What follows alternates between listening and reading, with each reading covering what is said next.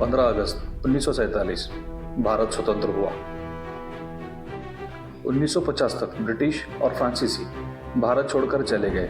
तब ये माना जा रहा था कि पोर्तुगीज भी भारत छोड़कर चले जाएंगे, लेकिन पोर्तुगीज गोवा, दीव दमन, जिसे वो अपना एस्टाडो द इंडिया कहते थे, छोड़ने को तैयार न थे।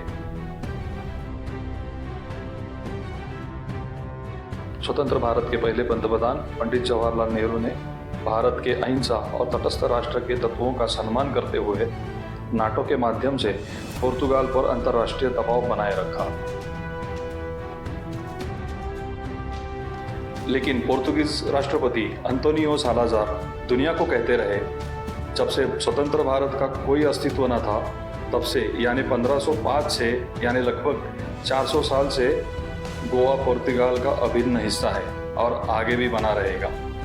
इससे पहले 1946 से जुलियाओ मेनेजिस और डॉक्टर राम मनोहर लोहिया तथा डॉक्टर क्रिस्तो दी ब्रिगेंजा कुना, अल्फ्रेड अफेंसे, जगन्नाथ जोशी, मधु दंडवते, मधु लिमये और कर्नल सिंह बेनीपाल जैसे कई गोवन क्रांतिकारियों ने गोवा के लोगों में क्रांति की ज्योत जला दी। लोग दमनकारी पोर्तुगीजों के खिलाफ इकट्ठा होने लगे थे।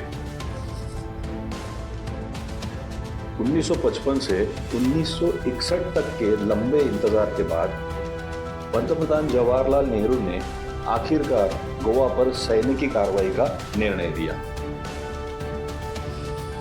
ऑपरेशन विजय के अंतर्गत 17 दिसंबर 1961 में 9:45 पर भारतीय सैनिक गोवा में तीनों ओर से दाखिल हुए। सालाजार ने पुर्तगीज गोवा के गवर्नर जनरल मनवेल अंतियोनो वसालो ए सिल्वा को 8 दिन भारतीय सैनिकों को रोक के रखने को कहा, ताकि उतने समय में वह अंतर्राष्ट्रीय कम्युनिटी से भारत के विरोध में समर्थन जुटा सके। पर सिर्फ 3,500 अनुभवहीन पुर्तगाली सैनिकों से प्रबल भारतीय सैनिकों को रोकना नामुमकिन था। अपनी हार को देखकर पुर्तगाली सैनिकों ने स्क्रॉच अर्थ पॉलिसी के अंतर्गत अपने पास उपलब्ध संसाधनों को तहस नहस करना शुरू कर दिया। आखिरकार गवर्नर जनरल मनवेल अंतियानो वसालो ए सिल्वा ने 18 दिसंबर शाम 8 बजे सालाजार के आखिरी सिपाही तक लड़ने के फरमान को नजरअंदाज करके भारतीय के सामने घुटने टेक दिए। 19 दिसंबर 1961 शाम 8:30 बजे आत्मसमर्पण शक्ति पर हस्ताक्षर हुए।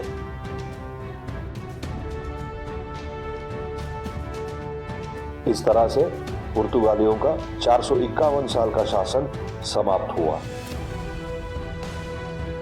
गोवा की जनता ने भारतीय सैनिकों का गर्मजोशी से गले लगा के स्वागत किया। आखिरकार गोवा पर भारतीय झंडा लहराया।